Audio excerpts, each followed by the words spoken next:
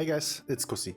Welcome back to the 4th episode of pressing Odyn's Fury over Onslaught just because I want to, in this Zero to Hero Fury Warrior edition. In the last episode, we skinny dipped into the first fortified week of this season that felt a lot more enjoyable than tyrannical if you ask me, while heroic leaping upwards on our dungeon rating. And not only did we blow our load in an AA meeting, get it? Cause AA is I get a cat. Yeah, you get it. We also found our first aspect crest to get a certain amount of pump into our new weapon. While in this episode, we keep pushing upwards on our Mythic Plus rating, have some highs and some lows, some big damage, some dirt naps, and something that was so confusing, I wanted to start twerking for no reason. You're teasing me! And to finish you guys off, no diddy, we got the vault to open. Big vault. I'd say a fat vault, but you will see. So, if that sounds like an action-packed thick episode for you, then make sure to hit the like button and quickly subscribe so you will never miss another upload in the future. With that being said, make sure to grab a drink, get comfy, and enjoy the 4th episode of this weirdly bugged game.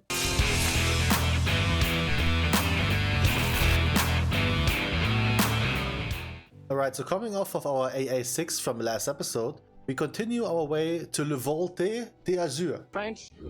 I'm French. And because I said we're gonna up the key level, this puppy's on a 7. Now for those of you that don't know, 7 is a huge step, because at this point forward, every item that drops will be on the hero track. As before, everything was on champion. However, this run started very good, and then became even better.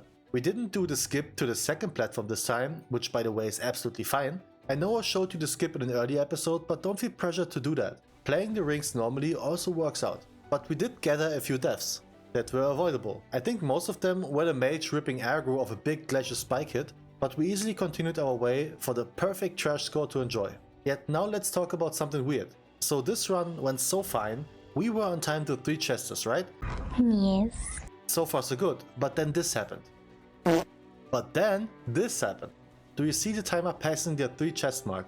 We spent almost 50 seconds over the necessary time to 3 chests to finish the run, but yet we still 3 chested it. What the hell? This was so weird, and now I was stuck with an undeserved plus 10 key. The only serious explanation for this is that they increased the timer by this dungeon, but my Angry Keystones add-on doesn't know it yet. My personal explanation is, Blizzard wanted to be nice to me, but jokes on them, it actually was annoying cause now I had to downgrade my key 1 extra time. Oh yeah, I also got a chest piece that I can't use for now due to tier set. After that, I quickly wanted to test my luck in the normal version of Aberus, simply to possibly snipe the chromatic essence, but I got my ass handed to me on the rolls, because of course someone rolls 100 on it. I won the set hands though, which is big, because my hands were ass. This also means I can now use my hero chest piece instead of the LFR one. Big upgrade. I continued to raid till Nightarion, didn't get anything else, so we talk keys again. To speeden things up a little bit, I did some lower keys that I didn't do yet this week to gain some more score before the reset ends. We got Neltorus 3, 1, Alderman 5, 2, and Ruby 4. 3.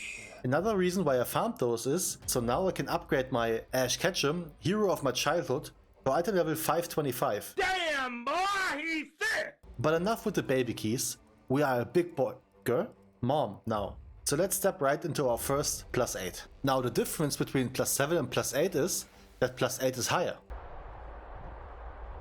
It is also the first key level that will reward a myth track item in the vault. And for those of you that don't know, an item on the myth track is the highest possible item level one can receive from Mythic Plus.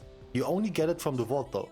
If you recall correctly, I did get Halls of Infusion from that Azure Vault earlier, so this is the place to be. I gotten some promising gamers, and while our comp isn't that big with double warrior and double druid, we had lust and multiple CRs. And the protection warrior. Never thought I'd see the day. Now in the beginning I had a good feeling about this run. We pulled normally, and I liked that I had cooldowns up for every pack. But then I wasn't careful enough. When we charge into this pack, you can shortly see the Casper of one exposed cast go off to the right side. I didn't see it, and apparently that thing will punish you for ignoring it. Healer was quick to figure out what went wrong though. But we learned from that, so we moved up to the first boss. And even though we covered the mechanics here in the last episode, let me quickly remind you to not dispel the DPS with a debuff. Let them handle their stuff. You can make the decision to dispel them if they actually rush out instantly. If not, trust. Because these areas get big, you don't have that much room to play if you dispel it too quick. This poll got insanely wonky at the end. Gamers died all over the place, which led to me fighting for my life without a healer and the tank eventually finishing the job by himself. And on our way towards the second boss, things got a bit weird. First, our balanced druid died because he got assassinated, even though the tank legit just ran through them before. Guess they didn't care for the beefy boy. Then on the next pack, one of the dazzle casts got through, which I will blame a little bit on a balanced druid not being here for the AoE silence, but it is what it is. And then it got even worse. Our healer bitched about random damage going out to kill the party, even though it was not random at all, as I just told you why we all died there. And then he left, or went offline I guess. Now, since we are an educational channel, kind of, let's talk about how to approach those type of gamers. If you ever meet a gamer that blames the game or some other things that apparently are out of his control for their mistakes, avoid them. Accepting mistakes is the way to improve. If you want to blame others, go play a game of League on bot lane. Well, disregarding, this ended our first attempt of a +8 key, even though we technically were still on time to potentially time this. Unfortunate. Let me quickly remind you that we are in fact on the road to 10k on this channel, and if you watch this far without being subscribed, I mean, come on. If we manage to achieve that goal, there will be a 24-hour stream happening, so make sure to be part of that tournament one day. I really appreciate your support. So naturally, I didn't get bothered too much from this and went right ahead to do the 7 we got out of this. Setup almost the same. We changed out the hunter for a shaman and swapped some roles around. Also, first double fury, so I was extra hyped to show him what's good, even though he had a legendary. He is so going to smoke me. And we kinda wiped at the same pack, because I did the exact same thing I usually blame you guys for when I'm tanking keys. Not giving time to get aggro. Yet when we started, my first mission was to kick the expose, which I did. Tank complained for not even having a global, but he actually got 2. Just kidding, he's right though. Druids did a few globals to get aggro and I should know that. Oh yeah, what's a legendary doing now, bitch boy? You ain't got shit. Oh, game's rigged. After this, we looped ourselves up to gently slide through this dungeon. What do you mean by that? Yet apparently, one trick I learned here for you range enjoyers, you can use this stone to LOS the mean deep chill cast from the dragon. What? That way you take a lot less damage, especially on higher keys or for the fight in general. Eventually we did end up on the last boss with all the time in the world to time this one. And as you can tell, I was busy the whole run. So no more dying, and no more dying it was. A tiny bit of score, a hero helmet, which will be nice in the future for sure, and another +8 key. Dragonflight though. Oh! Ew! I don't like gnolls, man. Just as much as Ian doesn't like blood trolls. Blood trolls are bad dudes. Okay. They're pretty black. We're gonna kill them. Got it. So I made the discovery that Dragonflight is very bad and unpleasant on lower keys with players that aren't experienced with the dungeon. But they do get easy on higher ones. Well, besides this one dumbass pull in the beginning.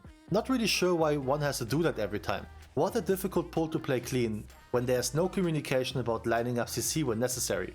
Yes, sometimes it works, sometimes it doesn't. Sometimes it may be good, sometimes it may be shit. No more limit testing so far, and so we made actually short work of the boss trio. Avoiding damage taken and nuking the totem like a bunch of good girls. And boy do I believe the mage hated the next part of the dungeon. I assume constantly chain pulling sucks the fattest dong for the fire mage. Maybe I'm wrong, but the damage at least spoke that language. Disregarding, slowly but surely we made our way towards Still Stump, where I did an oopsie for research purposes, and yes, it does kill you. You're welcome. So far so good, but now our run started to crumble a little bit. First, I don't know why one can't just wait for the pet to move away before making the cross, but this was a pack that I assume we didn't want to play.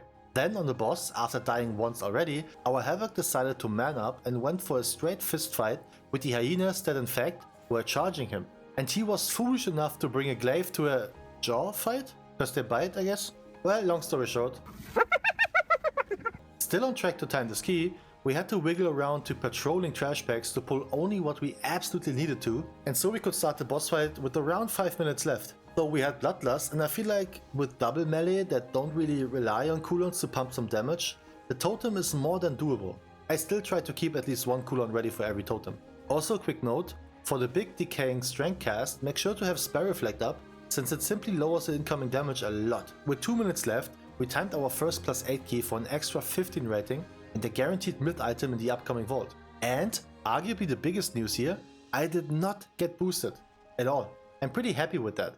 Honestly, this is where I originally decided to end the week on, but I came to the conclusion to do even more keys for more score, more gear, and more crests for the upcoming week. So I took the 9 Nokud I got, lowered it to 7 for the hero track items as potential rewards, and continued the hustle. But you know what happens on a fresh Nokud run? You guessed it, limit testing. And even though our healer only got 1 global out, being this big ass shield, your boy was busy showing them damn horse fuckers what's good.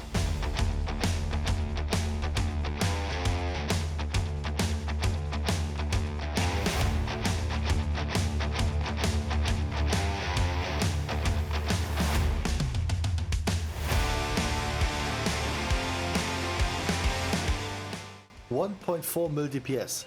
Anyone still talking shit about the might of Odyn? You choose to be nothing!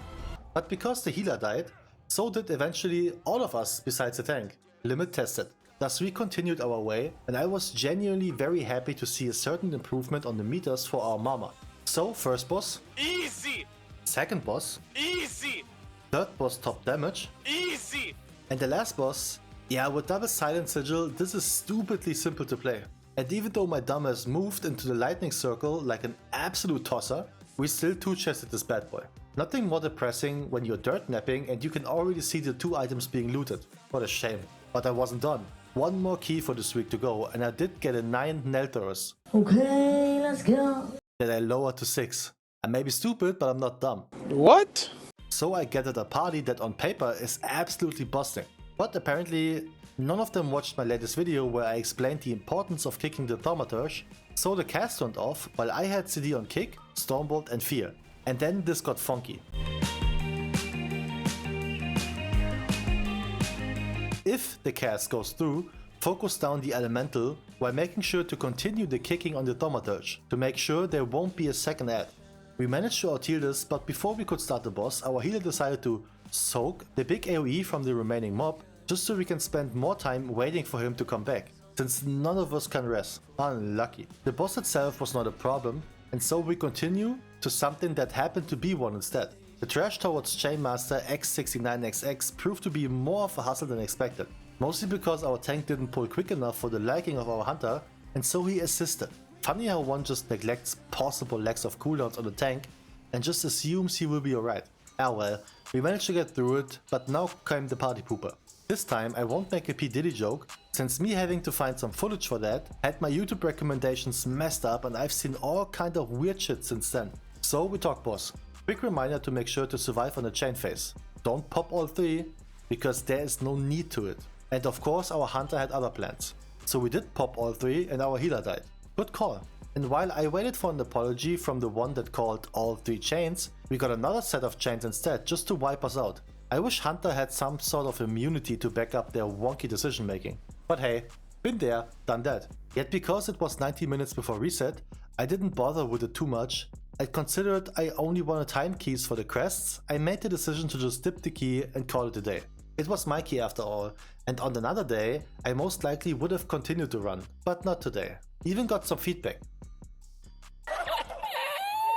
This does mean though we end our second week of Mythic Plus with a score of 1765 as well as an item level of 505. But that is not it. We gotten a vault baby.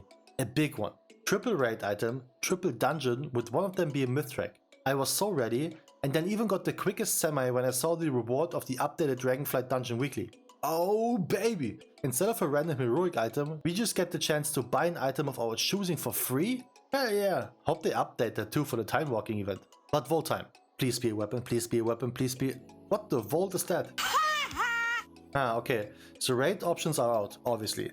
The shoulder set would be an upgrade, but I do have it on champ, so the difference wouldn't be too big. So I had to sim the trinkets, since I got tired of scrolling down for ages on Blood Mallet. Turns out, the signal flare, nice pun by the way, is absolutely ass. So I decided to take the fiery mammoth pubes and move on. Quite disappointing to be fair. After that, I went on to quickly finish the weekly quest, and while I usually go for just Ruby Life Boost 4 times, this time I decided to do low Mythic Plus instead. What? What is this? For what? Why? Because I need Worm's Crest to upgrade the item anyways. So to spare those runs, we got Nokud, Nelthorus, Halls and Ruby, to eventually be in the position to make a decision.